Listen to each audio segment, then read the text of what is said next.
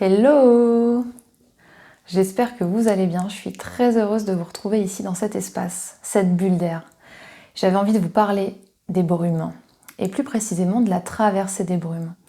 Et oui, parce que nous vivons un moment particulier, un moment qui nous invite à un passage brumeux. Alors certes, il y a plein de choses qui sont aussi catastrophiques, déplorables et dramatiques. Il va y avoir des familles endeuillées, il y a des personnels soignants qui sont débordés. Mais à côté de ça, il y a ces brumes, et ces brumes qui sont la promesse de jours meilleurs.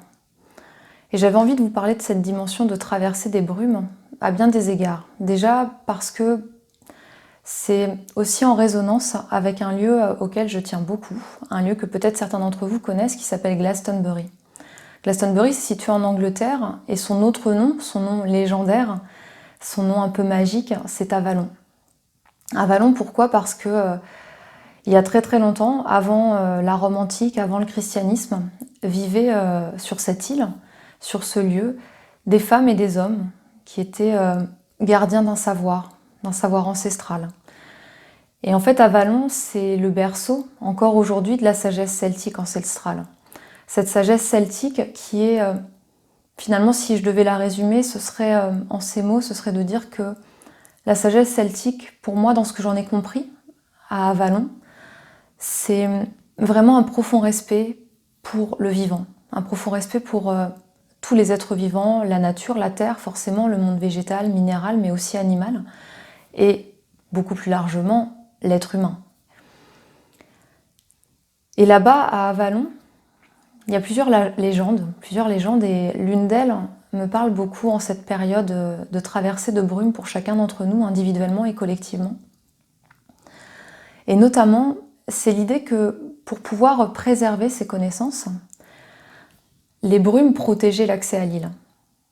Les brumes protégeaient l'accès à l'île, cette île sur laquelle étaient initiées des personnes qui allaient devenir des gardiens de la sagesse celtique ancestrale et qui allaient aussi être amenées à être des diplomates, à être des gardiens de la paix, mais aussi des gardiens de la sagesse ancestrale dans le sens où finalement ces personnes, des hommes, des femmes, on connaît plus les prêtresses d'Avalon, mais aussi les druides et les prêtres d'Avalon, étaient là aussi pour pouvoir transmettre et soigner. Elles soignaient avec les plantes. Avec voilà, le monde végétal, on arrivait à guérir de certains maux grâce à toute cette connaissance du monde végétal et animal. Et tout ça pour vous parler donc des brumes et de l'accès à l'île d'Avalon. Parce que la légende raconte que l'île était cachée grâce aux brumes qui descendaient sur l'étendue d'eau qui entourait l'île, et que seuls les initiés, que seuls les prêtres et les prêtresses d'Avalon étaient capables de lever les brumes pour rejoindre l'île ou en sortir. Donc elles étaient sur l'autre rive, elles appelaient les barques, elles levaient les brumes pour qu'elles puissent retrouver leur chemin, que les barques puissent venir à elles et qu'elles puissent aller après sur l'île. Et elles avaient la capacité, avec une incantation, une formule magique, bref, comme si elles étaient capables de parler à la brume pour lui demander de redescendre, de recacher, de reprotéger le berceau, le lieu où étaient gardées ces connaissances et ces savoirs.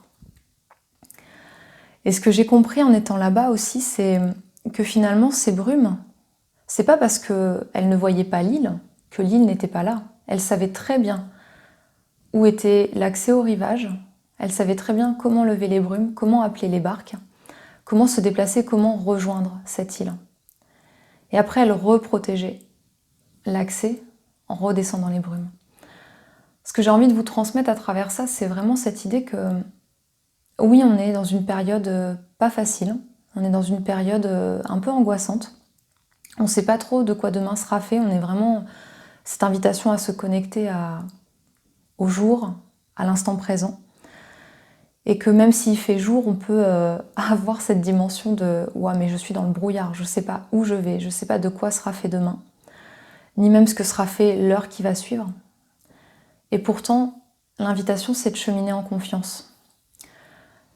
Vous voyez, par exemple, quand il y a de la brume, quand il y a des nuages, Admettons un ciel nuageux, il est 14 heures, il y a des nuages, on ne voit pas le soleil.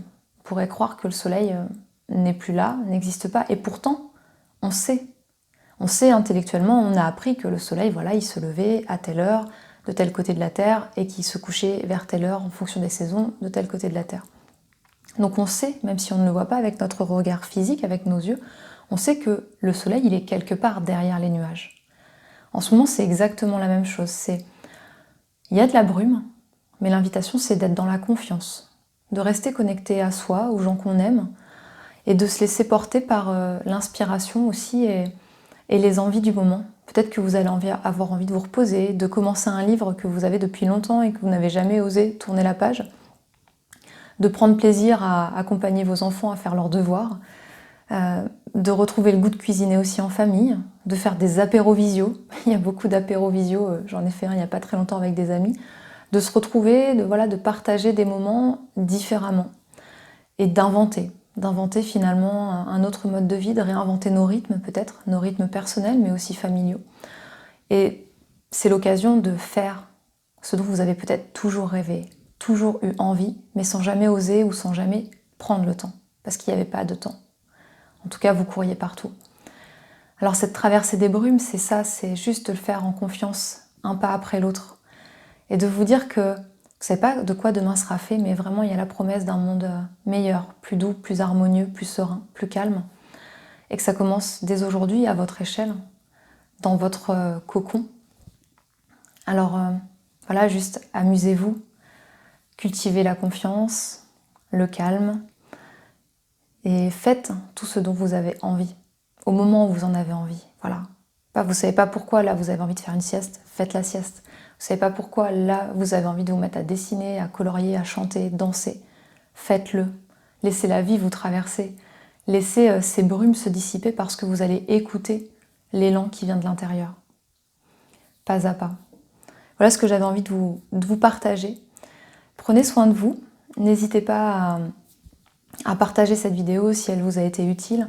Et je vais vous mettre sous la vidéo, si vous avez envie, comme on a le temps en ce moment aussi de lire, les références de livres de Marion Zimmer Bradley, qui a écrit La légende du roi Arthur, la légende de Merlin, voilà, toutes ces prêtres et prêtresses d'Avalon du point de vue des femmes.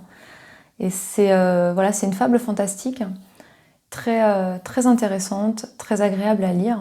Donc je vous mets les références, si vous avez envie, vous pourrez les retrouver sous cette vidéo pour vous occuper et cheminer au-delà des brumes pendant ces jours de confinement.